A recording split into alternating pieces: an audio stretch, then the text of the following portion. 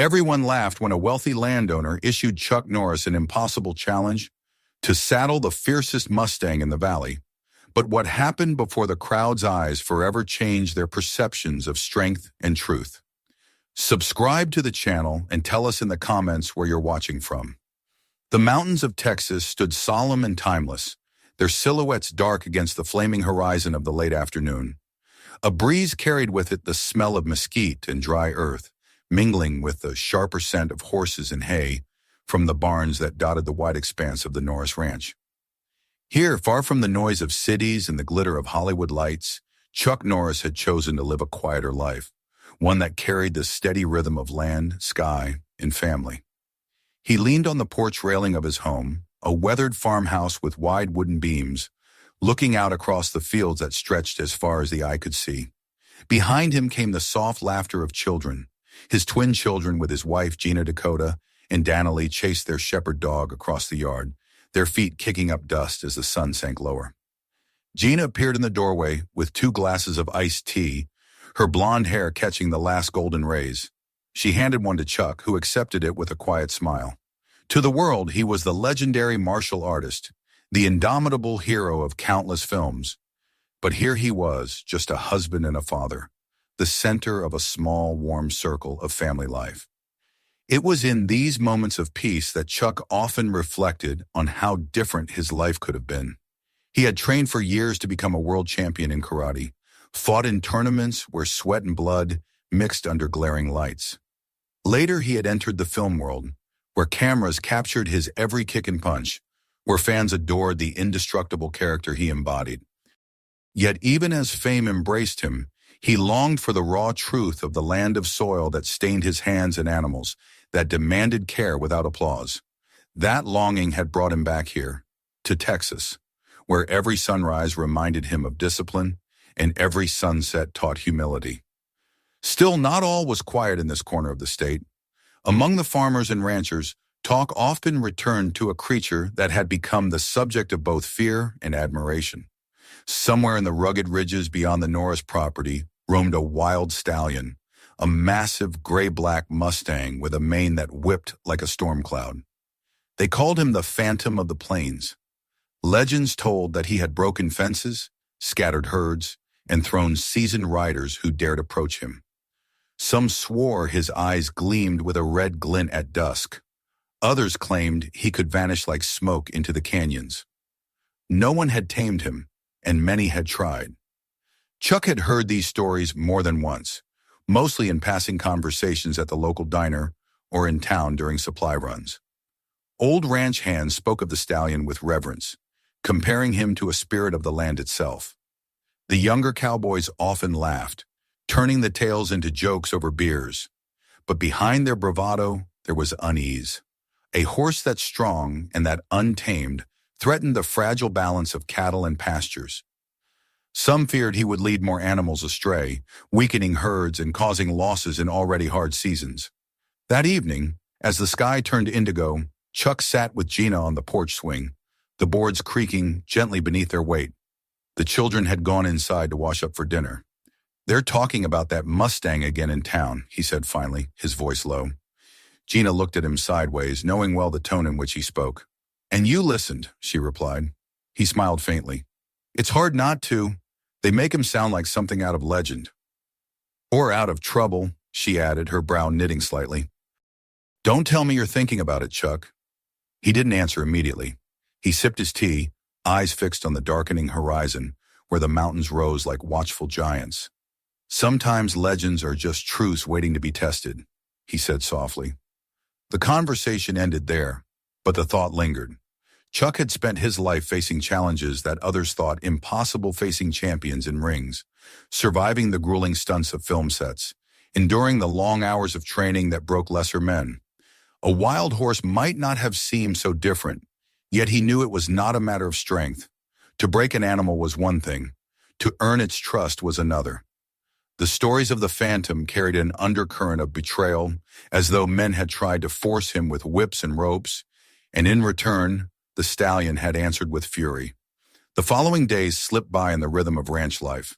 Chuck rose before dawn, worked alongside his ranch hands, mended fences, fed the livestock, and supervised the training of younger horses. Dakota sometimes accompanied him, learning the ropes of hard labor, while Danilee often stayed close to Gina, helping in the kitchen or reading on the porch. Yet wherever he went, talk of the Phantom found its way to him. At the feed store, one man claimed the stallion had been spotted near the river at night. At church, another whispered that he had seen him drive off coyotes with a kick. Stories wove around Chuck like smoke, and though he never sought them, he could not ignore the pull they created inside him. One late afternoon, as he tightened the last nail into a new fence post, an old neighbor named Clay rode up on his horse. Clay's skin was tanned like leather from decades of work under the Texas sun, his eyes squinting even in the shade. "Heard you've been listening about the Phantom," Clay said without greeting.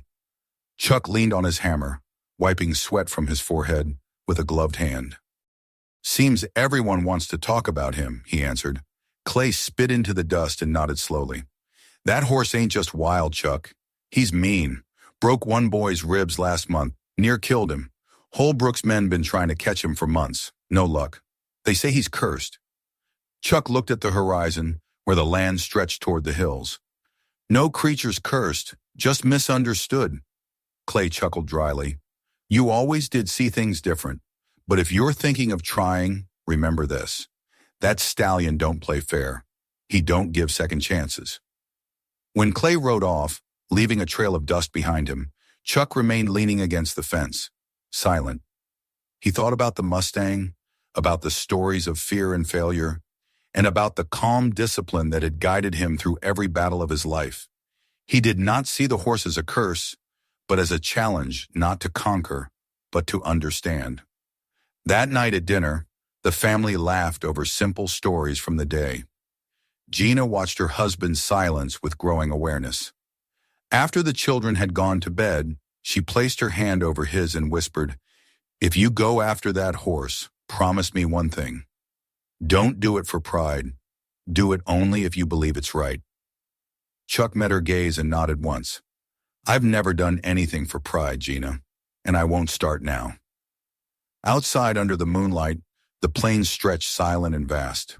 Somewhere out there, in the folds of shadow and wind, the Phantom of the plains grazed, untamed, unbroken. Chuck felt the presence of the creature even in the stillness, as though fate itself had set their paths on a slow collision course. He could not yet see how or when, but he knew it would come. The mountain air carried a chill as he stepped out onto the porch one last time before bed. The stars glittered with the sharp clarity of Texas nights. He inhaled deeply, the scent of mesquite smoke and earth filling his lungs. For now the ranch was quiet, his family safe, the land at peace. But in the silence there was also a promise, a whisper of a coming trial. And Chuck, standing tall against the night, knew he would be ready when it arrived. The days that followed carried the weight of a calm before a storm. On the Norris ranch, life moved forward in its ordinary rhythm, but under the surface something stirred. Chuck continued his work on the land, tightening fences, checking the cattle, exercising the younger horses that were being trained for ranch duties. Yet the stories of the Phantom seemed to echo louder in his mind with each passing sunrise. They came from the lips of neighbors and strangers alike, whispered at the diner, repeated in the feed store, mentioned even during Sunday service. Gina noticed the way he grew quieter when the name of the stallion was spoken. He never interrupted or dismissed the tales, only listened with the same stillness that defined him in every moment of his life. Then came the day of the annual county fair. It was a tradition older than most families in the region, a time when ranchers, farmers, and townsfolk gathered to trade cattle, showcase produce, test their skills in competitions, and celebrate with music and food. The fairgrounds spread wide under the open sky, filled with the scent of grilled meat and the sounds of fiddles, the shouts of merchants, the neighs of horses, and the laughter of children running between the tents. Chuck arrived with his family just after noon, driving in from the ranch in his old truck. Gina sat beside him, her blonde hair tied back, while the twins leaned forward eagerly from the back seat, their eyes wide with excitement. For the children, the fair was magic. The booths lined with sweets, the bright ribbons of rodeo competitions, the spectacle of cowboys showing off their roping skills. For Gina, it was a chance to greet neighbors she rarely saw outside of church. For Chuck, it was a reminder that despite his fame and past in another world, he belonged here, among simple people who measured a man not by applause, but by the work of his hands and the honor of his word. The family walked through the fairground together. Chuck stopped often to greet old friends, shaking hands firmly, exchanging quiet words. Many greeted him with respect, some with awe, for even in this quiet place his name carried weight. Yet there was no arrogance in his manner. He moved as one of them, no different from the other men in boots and hats, weathered by sun and labor. The twins ran ahead to watch the calf roping contest, laughing when a cowboy tripped in the dust. Gina joined a group of women gathered near the quilting booth, while Chuck lingered by the corral, where a few riders were showing off their horses. It was there that the talk of the Phantom once again rose like smoke. A group of ranchers stood at the rail, speaking in hushed but eager voices. Chuck caught fragments. Threw him clean over. Eyes like fire. No rope can hold him. He remained silent, his gaze fixed on the horse inside the corral, but his ears attentive. The Phantom had become the centerpiece of local conversation, an unspoken challenge that hovered over every gathering of men who worked the land. And then, as though summoned by pride itself, Richard Holbrook arrived. The wealthy landowner was a figure both feared and despised in the county. He was tall, broad-shouldered, dressed in polished boots and a suit jacket too fine for a dusty fairground. Two of his hired men followed close behind, their expressions stern, their hats pulled low. Holbrook owned more acres than any man in 3 counties, and he carried himself with the arrogance of someone who believed land gave him the right to mock those with less. When he spoke, his voice was loud enough to carry over the noise of the crowd. "So I hear the stories are alive again," he declared, approaching the group of ranchers. "The wild devil horse roaming my lands, scattering my herds. You speak of him as though he were a legend, but he is nothing more than a beast that no one among you has the courage to master." A ripple of discomfort passed through the men at the rail. They were not cowards, but they knew their limits, and none dared challenge the stallion. Holbrook's smile widened, sharp and humorless. He enjoyed their silence, thrived on it. Then his eyes settled on Chuck. Recognition flickered there, followed by mockery. "Ah, look who graces us with his presence, the great Chuck Norris, hero of screens, master of kicks and punches. Tell me, cowboy, have you come to play the part of horse tamer as well?" The words carried like a taunt through the crowd. Heads turned, whispers rose. Some chuckled nervously, others waited, curious.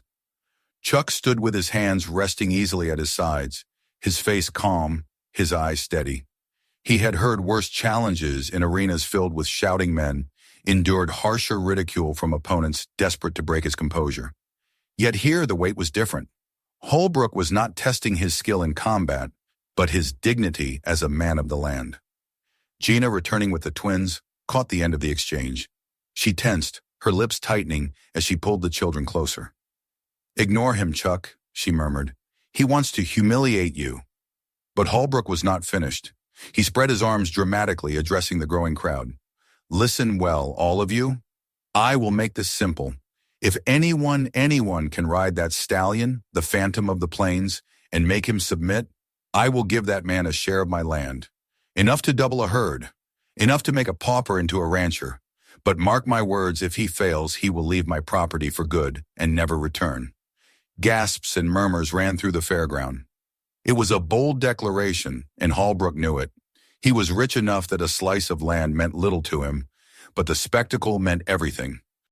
He relished the idea of men trying, failing, and crawling away in shame, reinforcing his dominance. Then, with a slow turn of his head, he leveled his gaze on Chuck once more. "So what say you, movie man? Will you entertain us with one of your famous performances? Or will you admit that behind the legend there is only a frail old man hiding from real tests?" The insult hung heavy in the air. The crowd waited. Some smirked, expecting Chuck to walk away. Others, secretly hopeful, leaned forward, wondering if the quiet man they had long respected would answer. Gina's eyes pleaded silently. The children clutched at her hands. Chuck took a step forward. The movement was unhurried, his boots stirring dust from the earth. He met Holbrook's stare without a flicker of emotion, his silence more powerful than any retort. Then in a voice steady and firm, he spoke 3 words. "I accept it." The effect was immediate. The crowd fell into hushed astonishment. Holbrook blinked, caught off guard by the simplicity of the response. He had expected excuses, or laughter, or perhaps bravado. Instead, Chuck gave him the quiet acceptance of a man who needed no theatrics. The children stared at their father in awe, Gina's hand tightening on her daughter's shoulder as fear and pride warred in her heart. Holbrook's smirk returned slowly, though there was a flicker of unease in his eyes. He had counted on mockery, not on a silent resolve that felt heavier than defiance.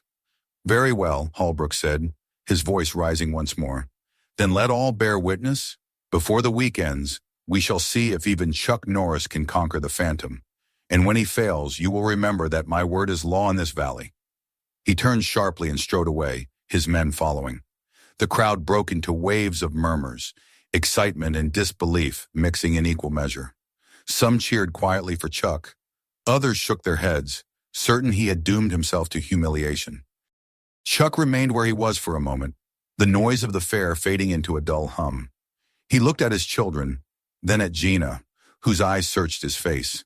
He placed a reassuring hand on her shoulder. "Don't worry," he said softly.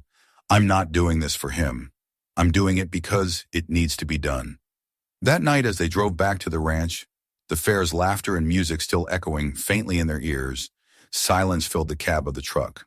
The twins leaned against each other, dozing, while Gina sat rigid, her thoughts storming. Finally she spoke. "You could have walked away." Chuck kept his eyes on the road, the headlights cutting a path through the darkness. "Sometimes walking away is strength," he admitted, "but sometimes it's surrender. That horse has been living as an enemy to every man who's tried to break him. Maybe it's time someone tried something else." Gina sighed, leaning back against the seat. She knew better than to argue when his mind had settled. He was not chasing pride, not glory. He was chasing something older, something she had seen in him since the day they met. The belief that challenges were not walls to avoid, but doors to open. Far away beneath the same stars that guided their truck home, the Phantom of the Plains lifted his head from the tall grass of the valley. His mane whipped in the night wind, his nostrils flaring as though he sensed what was coming. In the darkness, man and horse moved toward a meeting, written long before either of them knew it. The morning after the fair dawned unusually still. The horizon glowed with a pale band of light as the first warmth of the sun crept across the Texas plains. Chuck Norris stood outside his barn, boots planted firmly in the dust, eyes set toward the ridge where the shadows of the mountains still lingered. The echoes of the previous day, the jeers of the crowd, the arrogance of Richard Holbrook, the heavy silence that followed his own simple words of acceptance, remained with him like the throb of a bruise. He knew the entire county would be waiting now, waiting for him to either fall into disgrace or prove something no one else had managed. He neither sought the spectacle nor feared the risk. What stirred within him was something different, something older. There was a bond to be made, a truth to be revealed, not through force but through patience.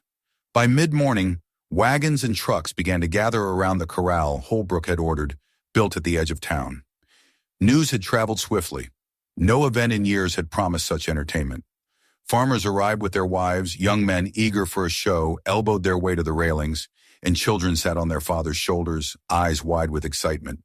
The air was electric, buzzing with the expectation of chaos and laughter at another failed attempt to ride the Phantom. Holbrook himself arrived in a polished carriage, his boots gleaming, his hat sitting high on his head. He dismounted with an air of ceremony, his men flanking him like shadows. Inside the corral, the beast awaited. The Phantom of the Plains was even more magnificent than the story suggested. His coat was a storm gray, laced with streaks of black that shimmered in the sunlight, his mane tossing like waves of midnight. Muscles rippled beneath his hide, his nostrils flared wide, and his eyes burned with wildfire. He struck the ground with his hooves, each impact sending up a puff of dust, a drumbeat of defiance. The crowd gasped as he reared suddenly, towering above the fence before crashing down again, a living tempest trapped within wooden rails. Chuck arrived quietly, without fanfare, walking with the measured steps of a man unshaken by eyes that followed him. Gina walked with him only part of the way, her face pale but composed, before retreating with the children to a safe distance. He removed his hat and placed it on the fence, loosening his shoulders as if preparing for a sparring match long ago. There were no ropes in his hands, no whip at his side. Only the calm that radiated from him, the discipline of years of training, the patience of a man who understood that true power lay not in domination, but in presence. The first attempt began under the sharp cries of the crowd. Holbrook, standing tall with his arms folded, announced loudly that the famous Chuck Norris was about to meet his match. The people laughed, some with derision, others with nervous curiosity. They had seen cowboys broken by this animal before, thrown into the dirt like rag dolls. They expected no different now. Chuck approached the corral slowly, his boots crunching softly on the ground. He rested his hands lightly on the top rail, studying the horse. The phantom turned his head sharply, ears pinned, eyes flashing. He let out a shrill cry and charged the fence, hooves slamming into the wooden post so hard the structure trembled. The crowd roared with excitement. Chuck did not move. He simply stood, his expression unchanging, his gaze locked with the beast. Minutes passed like hours. The stallion circled, snorting, stomping, trying to intimidate. Chuck waited. He remembered the teachings of karate, of judo, of all the arts he had practiced. Never rush, never strike blindly. Always allow the opponent to reveal himself. The horse was not an enemy, but the principle was the same. Respect, patience, balance. Slowly, deliberately, Chuck lifted one leg and climbed into the corral. The noise of the crowd swelled, a wave of disbelief. The phantom reacted instantly, charging with terrifying speed. Dust exploded beneath his hooves as he thundered forward, teeth bared, eyes blazing. Chuck stood still, centered, his breath even. At the last moment, the stallion veered sideways, slamming into the rail with such force that splinters flew. Chuck neither flinched nor raised his hands. His calm presence was his only weapon. The stallion wheeled around, tail whipping, and charged again. But once more Chuck remained unmoving, a quiet sentinel in the storm. Finally, Chuck stepped forward, only 3 paces, until he was within striking distance of the animal. The crowd held its breath. The phantom reared, front hooves lashing at the air, his shadow falling across the man who dared stand beneath him. For an instant it seemed certain the stallion would crush him, but when he came down, snorting and furious, Chuck had not moved.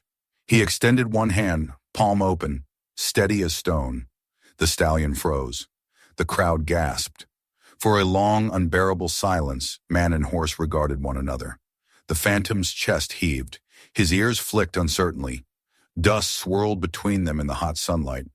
Then in a gesture no one had dared dream possible, the wild Mustang lowered his head, only slightly, but enough. Chuck's fingers brushed the coarse mane, light as a whisper. The sound that followed was not laughter, but astonishment. Gasps rose from every side, the disbelief of men who had sworn such a moment could never be. Holbrook's smirk faltered, his drink sloshing in its glass. Chuck did not press the advantage. He stepped back, allowing the horse to snort and retreat, proving to all that it was not force that brought the phantom still, but respect. The stallion shook his head violently, pawed the ground, but the moment had already been sealed. Chuck had touched the untouchable. Holbrook tried to laugh, his voice strained. A lucky moment. The beast was distracted. No one conquers the phantom with a pat on the mane. Touching is not taming, Norris. You will see soon enough. The crowd's laughter returned, though weaker this time, tinged with wonder. Yet Chuck did not answer, did not boast, did not argue. He simply walked out of the corral, retrieved his hat, and placed it back on his head. He glanced once at his family, offering them the faintest smile, before turning his eyes back to the restless stallion. The calm in his gaze promised more. As the crowd dispersed, buzzing with excitement, people debated fiercely what they had witnessed. Some claimed it was a trick of timing, others insisted they had seen the horse bow his head in acknowledgement. Children whispered that Chuck was not just a fighter, but a horse whisperer, a man who could speak without words. Holbrook retreated to his carriage, his pride wounded, though his arrogance remained. But the seed had been planted in the hearts of all who were there. Perhaps the phantom of the plains had finally met the one man who could understand him. That evening, back at the ranch, the family sat together at dinner. The twins buzzed with excitement, recounting every detail, how the horse had reared, how their father had not moved, how the whole crowd had gasped. Gina listened quietly, her hand resting on Chuck's. "You frightened me," she admitted softly when the children had gone to bed. "But I saw something today. It wasn't just courage, it was as if you knew him already." Chuck nodded slowly, his eyes distant. "I don't know him yet," he said, "but I will." Outside, the night spread across the plains, the wind carrying with it the distant cry of a stallion. The sound was defiant, wild, but there was also a hint of recognition in its echo. The first confrontation had ended not in defeat, not in triumph, but in the beginning of a dialogue that would change both man and horse. And though Holbrook schemed in the shadows, determined to see Chuck fail, the bond that had been glimpsed in the dust of the corral was something no arrogance could erase. The days to come would test patience, endurance, and the quiet strength of a man who had lived his life proving that true mastery was never about force. The fairgrounds had been only the opening act. The real trial would come in the silence between storms, when trust was asked for and freely given. And Chuck, steady as the mountains, was prepared to walk that path, step by step, into the heart of the phantom. The next morning dawned with a light mist rising off the plains, drifting like breath over the fields and fading into the quiet folds of the mountains. The Norris ranch woke slowly, the hens stirring in their coop, the cattle beginning to wander toward the feeding troughs. But Chuck was already awake. He stood by the corral fence, the board still marked with the gouges of hooves from the day before, and looked toward the horizon where the phantom had been penned for the night. The stallion was restless, pacing back and forth, his muscles glistening with sweat even in the cool air, his nostrils flaring as though he remembered every set of eyes that had mocked him and every hand that had tried to bind him. Chuck's hand rested lightly on the top rail of the fence as he breathed deeply, centering himself in the same way he had before stepping into countless arenas. The lessons of his youth returned easily: stillness before action, calm before storm, respect before confrontation. He did not come with ropes or spurs. He came with the silence of a man who had nothing to prove, only something to discover. Behind him, his son Dakota leaned against a post, his young eyes wide and curious, eager to see his father stand once more before the wild creature that had terrified men twice his size. Chuck had not asked the boy to come, but Dakota had followed anyway, determined not to miss the chance to learn. "Stay quiet," Chuck murmured, glancing over his shoulder. Horses listened more to silence than to noise. Dakota nodded, gripping the post tighter, his breath shallow with anticipation. Chuck entered the corral slowly. The gate creaked open and shut, and with each sound the phantom's head jerked up, his ears flicking, his body tightening as though bracing for another fight. He stamped the ground, sending dust rising in pale clouds. But Chuck did not advance quickly. He lowered himself to the earth, sitting cross-legged in the dirt, as though he had come simply to rest. The stallion's ears flicked again, uncertain, confused. The man who entered did not carry the posture of threat. He sat as though the corral were his meditation hall, as though the mountains themselves had sent him to listen. The minutes passed slowly. The stallion continued to pace, tossing his head, snorting, pawing at the ground. Chuck closed his eyes, his breath steady, the faint rhythm of his chest rising and falling. Dakota shifted uneasily outside the fence, but remembered his father's words and kept silent. At first the phantom kept his distance, circling, his tail lashing angrily.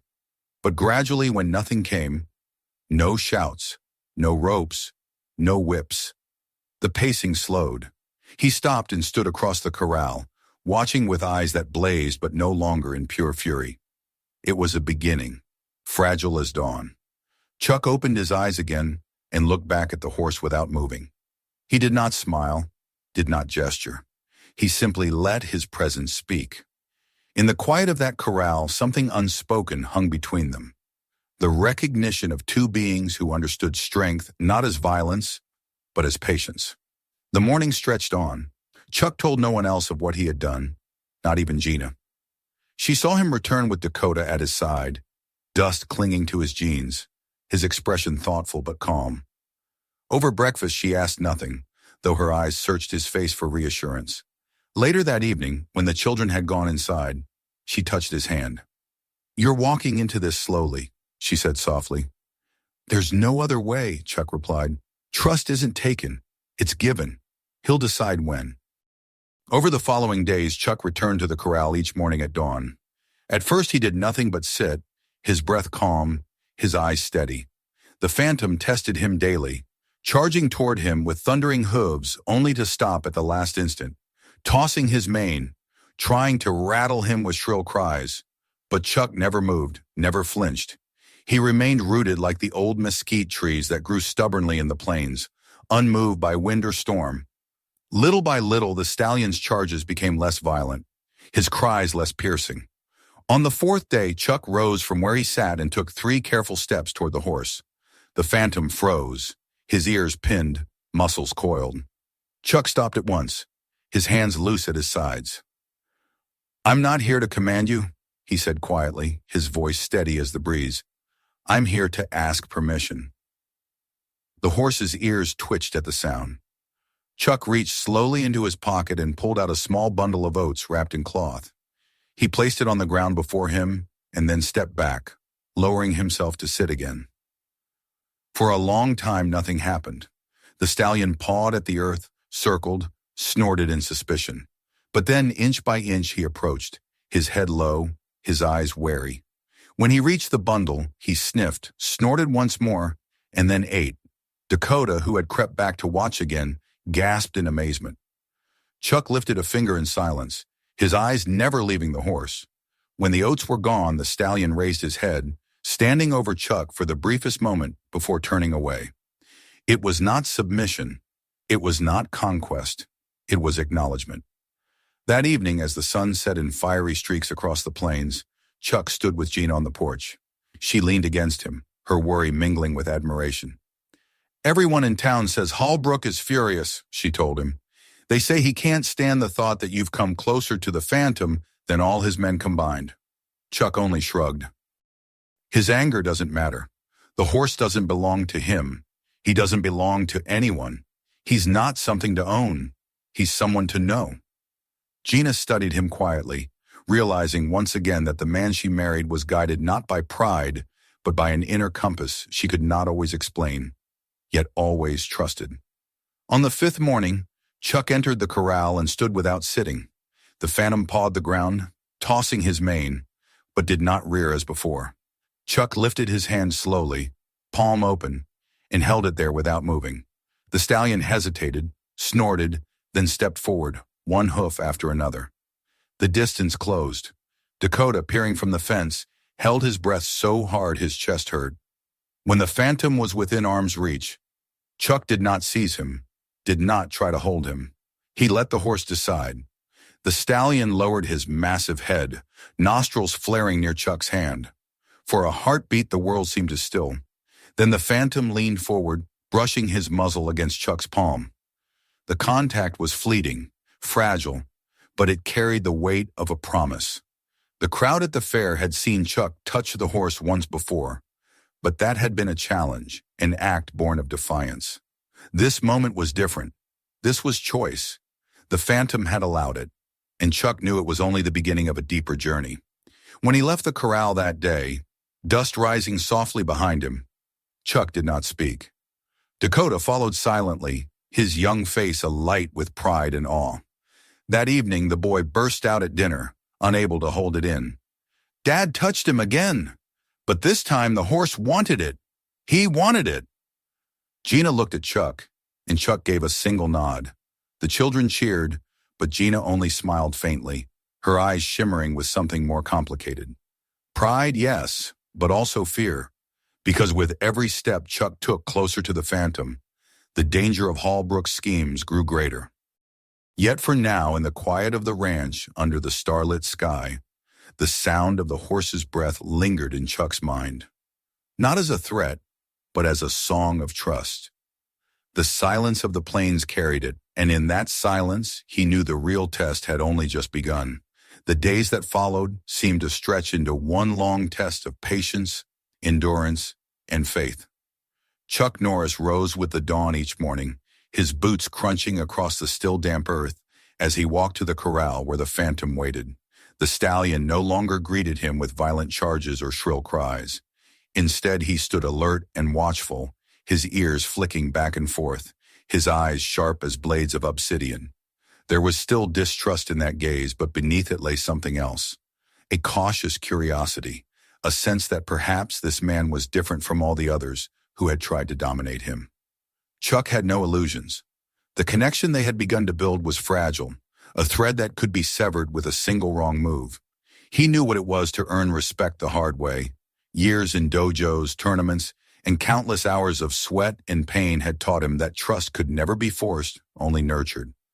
Now he approached the phantom in the same way he had approached every opponent who once underestimated him, with calm discipline, respect, and the steady patience of a man who had nothing to prove to anyone but himself. One morning, as he leaned against the fence, Gina came to stand beside him. Her eyes followed the stallion's restless pacing, the gleam of his muscles under the rising sun. She wrapped her arms around herself, shivering despite the warmth in the air. "It's like looking at a storm trapped in a body," she murmured. Chuck nodded slightly. He's been fighting against chains his whole life. Storms don't like cages. "And you think you can turn that storm into calm?" she asked, her voice touched with worry, yet not mocking. He shook his head. "Not calm, understanding. A storm doesn't stop being a storm, Gina, but you can learn to move with it." She looked at him then, searching his face for doubt, but found none. His eyes carried the same steady certainty she had known since the day they met. There was no pride in them, no hunger for glory, only conviction. She sighed softly and laid a hand on his arm. "Then promise me you won't push him faster than he's ready." "I promise," Chuck said, and she believed him. That promise guided him through the trial that followed. Each day he added a little more. He no longer just sat in silence but began to speak in a low, steady voice, telling stories from his own life, not for the crowd, not even for Dakota, who sometimes lingered at the edge of the fence, but for the horse itself. He spoke of battles fought in arenas, of lessons his teachers had drilled into him, of mistakes he had made, and what he had learned from them. The phantom seemed to listen, his ears turning toward the sound, his restless movements slowing whenever Chuck's voice grew more even. By the end of the week, Chuck dared to step closer than before.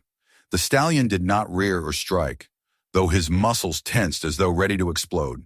Chuck stopped at just the right moment, the perfect distance where trust was tested but not broken.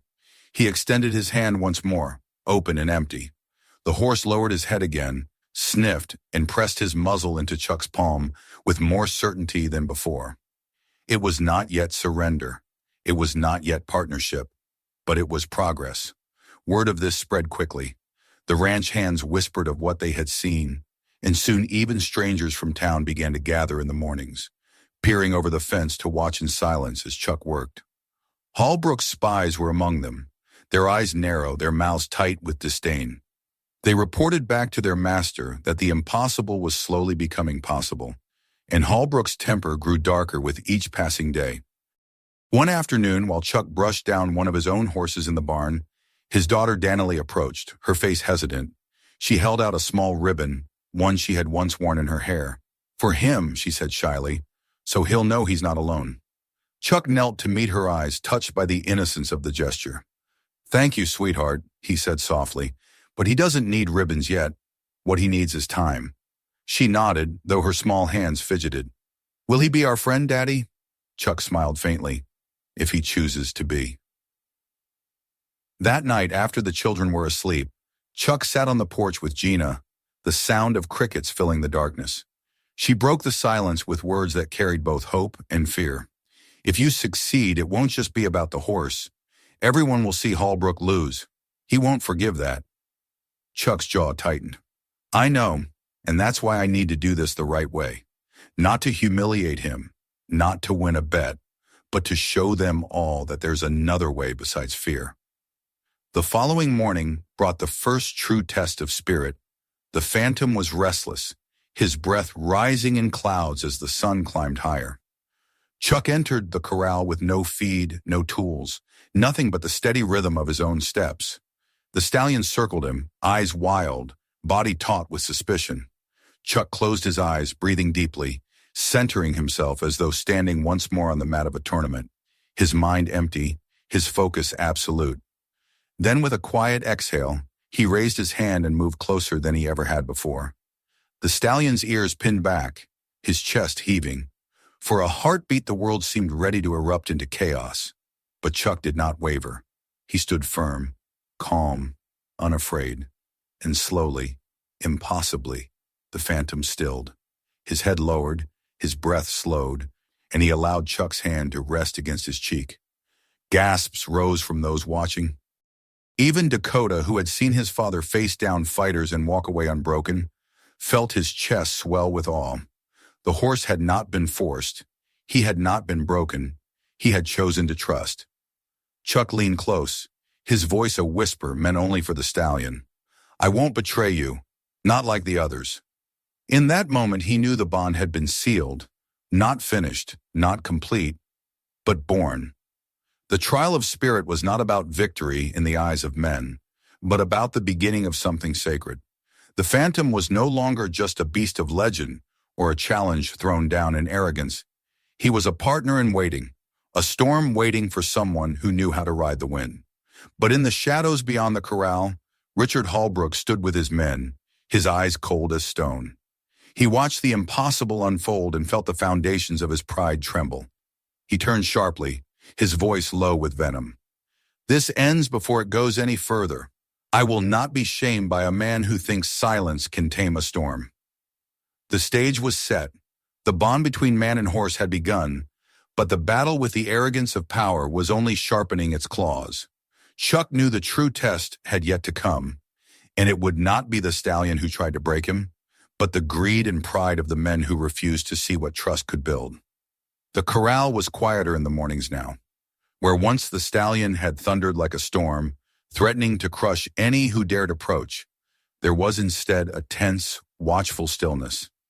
Chuck entered each day with the same calm patience, speaking little, moving with the rhythm of a man who trusted time more than force. The phantom's nostrils still flared, his eyes still burned with wild suspicion, but he no longer charged without thought. He circled with wary curiosity, his movements sharp but measured, as though recognizing that the man inside the fence was not another tormentor, but something else entirely. Chuck could feel it too. The bond that had begun with silence and trust was growing, stretching its roots deeper into ground no whip or rope could reach. Yet outside the corral, the land grew restless. Rumors whispered in town like dry leaves stirred by wind. Men spoke of what they had seen, some swearing that Chuck had already accomplished the impossible, others insisting it was a trick or a temporary illusion. Women told their children that they had witnessed a man calm a storm with nothing but his presence. Even the old hands who had lost faith in horse taming shook their heads, muttering that perhaps legends still lived in flesh and blood. These stories reached Richard Holbrook, and each one gnawed at the foundations of his pride like termites in rotting wood. Holbrook had built his reputation on dominance, on the unshakable certainty that no man in the valley could match his wealth or authority. Now, a quiet figure with weathered hands and calm eyes threatened to undo that empire without raising his voice. He could not bear it. Pride was his fortress, and Chuck's progress with the phantom was battering its walls. One evening, as twilight deepened and lanterns flickered on the porches of the small town, Holbrook summoned his most trusted men into his study. The room smelled of cigar smoke and old leather, its shelves lined with ledgers that tracked his every acre, his every debt collected. He stood by the window, staring out at the darkening plains, his jaw tight. "He's making fools of us," he muttered. "That horse was meant to break him, to show these people that no one stands taller than me. Instead, they whisper his name like he's some prophet." A heavy silence followed until one of the men, A broad-shouldered cowboy with a scar running down his cheek spoke. "It ain't over yet, sir. A touch on the muzzle don't mean the beast is tamed. You said yourself he's got to ride him. That's when the fall will come." Holbrook turned, his eyes glinting in the lamplight. "And what if it doesn't? What if that animal lets him climb on, and the crowd sees him triumph where all others failed? Do you know what that would mean? They'd see me as weak. My word would mean nothing. I cannot allow that." Another man shifted uneasily. "What are you saying?" Holbrook's voice was low, deliberate. "I'm saying we'll give the horse a reason to turn on him. Not with whips in daylight, but quietly, where no one can trace it. Fear is stronger than trust. We'll remind that beast of pain, and when Norris tries to ride, it'll be blood and dust before the crowd." The men exchanged uneasy glances. None dared question him outright, for Holbrook held debts and favors over them like chains. Still, one cleared his throat. "If anyone finds out—" "They won't," Holbrook snapped. "By the time the dust settles, Norris will be another broken fool, and I'll still be master of these lands." The conspiracy was set in motion. That night, under the cover of darkness, one of Holbrook's men crept to the corral with a small vial of oil pungent enough to sting even through cloth. He rubbed it along the worn leather of the saddle that hung on the fence, knowing Chuck would soon test it on the Phantom. The substance would burn against the horse's skin, searing like fire, driving him into a frenzy. To the crowd, it would look like betrayal from the animal itself. To Holbrook, it would be victory reclaimed, but shadows often conceal more than schemes. From the nearby barn, Dakota had risen restlessly from sleep, drawn by the sound of footsteps. He followed silently, his small figure hidden in the gloom, his heart pounding. He saw the man pour the oil and retreat, leaving the saddle glistening with invisible malice. The boy clenched his fists, torn between fear and courage, then ran to his father's side. Chuck was awake, sitting at the kitchen table with a mug of coffee, his eyes heavy with thought. Dakota burst in, breathless. "Dad, someone was at the corral." He put something on the saddle. Chuck's brow furrowed. He rose without a word, lantern in hand, and walked with his son to the corral. The saddle hung there, innocent in the moonlight. But as he leaned close, he caught the acrid sting of the oil. His jaw tightened. He touched Dakota's shoulder. "You did right, son, but this stays between us. For now." The next day the crowd gathered again, eager for progress, for drama, for proof that the stories were true. Holbrook watched from his perch with cold confidence, certain the trap had been set. Chuck led the Phantom into the training ring, his movements slow and deliberate. The saddle waited on the fence, but Chuck passed it by, carrying instead only a soft blanket and his steady presence. He saw Holbrook's eyes narrow, saw the flicker of frustration. Chuck knew then what he had suspected all along. The horse was not his only trial. Pride and treachery stood against him as surely as any beast. The Phantom nickered softly as Chuck laid the blanket across his back, his muscles twitching but not recoiling. The crowd leaned forward, holding its breath. Chuck stroked the horse's neck, whispering softly, "Easy, boy. No pain today. Not from me." The stallion shifted, stamped once, then stood still. Chuck laid his hand against the strong curve of the neck, feeling the pulse of trust that had grown between them. He knew the road was far from over, but this moment was theirs. He would not let treachery taint it. Later, as the crowd dispersed in awe, Gina approached him, her eyes filled with both pride and unease. "Something happened, didn't it?" she asked quietly. Chuck nodded, his gaze fixed on the horizon. "Holbrook won't stop. He'd rather see the world burn than lose his pride." "And you?" she asked. "I won't play his game," Chuck said. "This isn't about him. It's about proving that trust is stronger than fear." But even as he spoke, he knew the danger was growing. Holbrook's schemes would not end with one failed attempt. Betrayal lurked in the shadows, waiting for its moment to strike. Chuck would need more than strength and patience to see this trial through. He would need allies, courage, and the unbreakable bond of a horse that had begun to believe in him. The conspiracy had been planted. The betrayal had begun. And though the crowd left the corral with wonder in their eyes, Chuck knew the hardest battle still waited beyond the horizon. The morning of the final trial arrived with the sky painted in bands of rose and gold, as though the heavens themselves had chosen to witness what was to unfold. The air was heavy with anticipation. Farmers, ranchers, townsfolk, and wanderers from neighboring counties gathered at the fairgrounds, their voices weaving into a restless hum. The corral had been prepared in the center of the dusty ring, the fences mended, the rails tightened. Every eye turned not only to the magnificent stallion inside, but also to the man who had dared step into his world. Chuck Norris walked with his steady stride, his boots sinking slightly into the soft earth, his hat casting a shadow across eyes that carried no fear.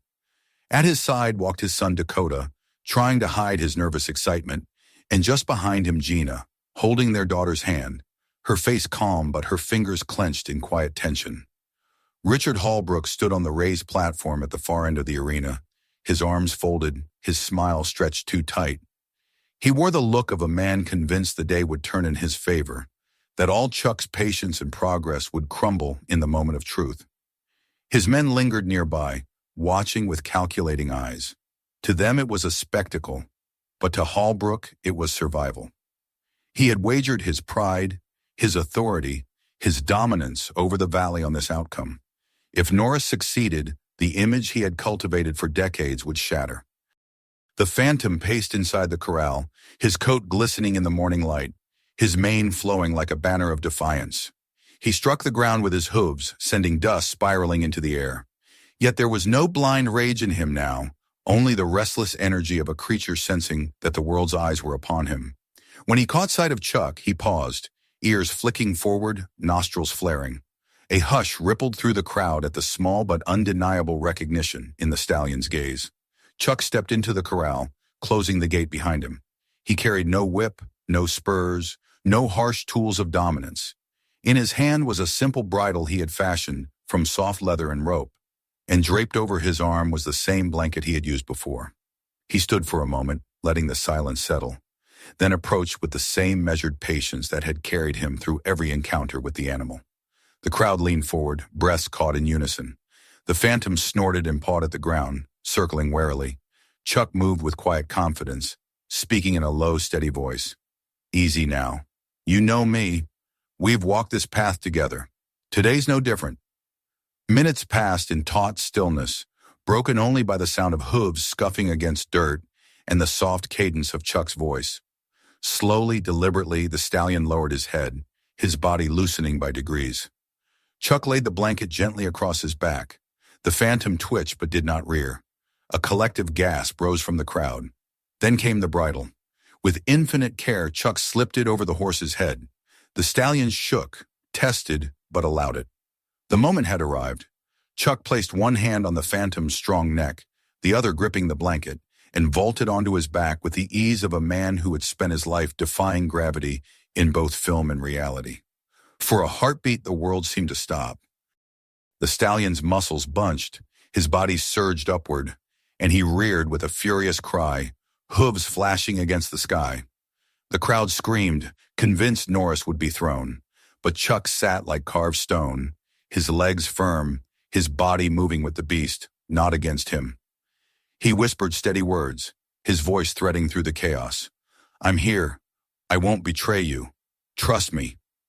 The Phantom bucked, twisted, spun in violent arcs, his mane whipping, his eyes blazing. Dust churned into clouds around them, obscuring man and horse in a storm of earth and muscle. But through it all, Chuck remained centered, breathing with the rhythm of the animal, shifting his weight with instinct born of discipline. The storm began to falter. The violent leaps softened into strides, the frantic rearing into powerful gallops. Out of the dust emerged not a battle, but a harmony, a man and a stallion moving as one. Gasps turned to cheers. The crowd erupted, their disbelief melting into awe. Children shouted, women clapped. Men who had sworn the horse was untamable now roared with approval. Even those loyal to Hallbrook could not deny what their eyes witnessed. Chuck guided the Phantom in a full circle around the ring, the stallion's hooves striking the earth in thunderous rhythm, but his head held proud, his movements no longer wild but willing. On the platform, Hallbrook's smile had vanished. His face was pale, His hands clenched on the rail so tightly his knuckles whitened. He saw his empire of pride collapsing with every stride the stallion took under Norris's calm command. When Chuck brought the Phantom to a halt in the center of the arena, the horse stood tall and steady, sides heaving, sweat glistening across his flanks. Chuck slid down, landing lightly in the dust. He placed a hand against the stallion's cheek, speaking softly so only the animal could hear. "You did it! We did it!" The cheers swelled louder, echoing across the valley. It was not just applause for a feat of horsemanship. It was a cry of liberation, of truth triumphing over arrogance. For in that moment, everyone present understood that this was more than a contest between man and beast.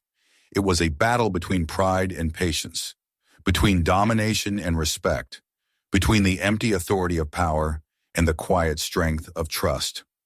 Holbrook descended from the platform, his face a mask of fury barely contained. He forced a laugh, brittle and false. "A trick," he bellowed. "Sleight of hand. No man rides that horse without breaking him. You've fooled them, Norris, but you haven't fooled me." The crowd murmured uneasily, but Chuck did not rise to the bait. He turned to face Holbrook, his voice calm and unshaken. "I didn't break him. I listened. That's something you've never done." The words struck harder than any fist. Holbrook's face twisted, but before he could reply, one of his own men stepped forward, guilt carved into his features. He held up the small vial of oil, the instrument of betrayal meant to turn the horse wild. His voice trembled as he spoke, loud enough for all to hear. This was his plan. He ordered us to poison the saddle, to make the horse burn and turn against Norris. But Norris never used it. He spared the animal the pain we tried to cause. Gasps rippled through the crowd. Murmurs rose, swelling into angry shouts. All eyes turned on Holbrook, their trust in him unraveling. His power, built on fear and arrogance, crumbled beneath the weight of exposed treachery. Chuck did not gloat, did not raise his arms in victory.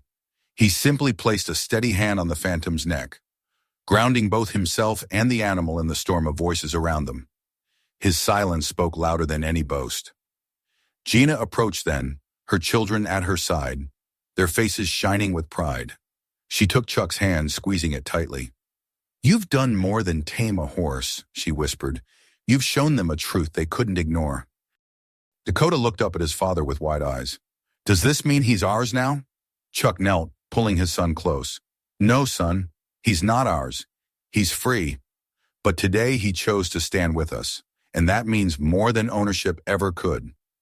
The Phantom snorted softly, lowering his head as if in agreement. The crowd, now chanting Norris's name, surged with newfound hope, for in the bond between man and horse, they saw not just triumph, but a lesson. That patience outlasts arrogance, that truth stands taller than pride, and that even the wildest spirit can walk beside those who honor it. Richard Holbrook turned away, his shoulders heavy with defeat. His empire of fear had been dismantled not by force, but by respect, not by violence, but by truth. As the sun climbed higher, casting its golden light across the arena, Chuck stood tall with his family beside him and the stallion at his side. It was not the glory of conquest that shone in his eyes, but the quiet peace of a man who had chosen the harder path and found it worth every step. The triumph was not his alone. It belonged to the Phantom, to the land, to everyone who witnessed that respect could succeed where arrogance had always failed. And as the crowd dispersed, carrying the story with them across the valley, a new legend was born, one that would endure long after dust had settled and voices had quieted. For in the silence that followed, one truth remained unshakable. The greatest victories are not won through force, but through trust. If this story kept you on the edge of your seat, make sure to subscribe now so you don't miss the next incredible journey. Click here to watch the next story that will shock you even more, or dive into our other videos packed with untold truths and unforgettable moments.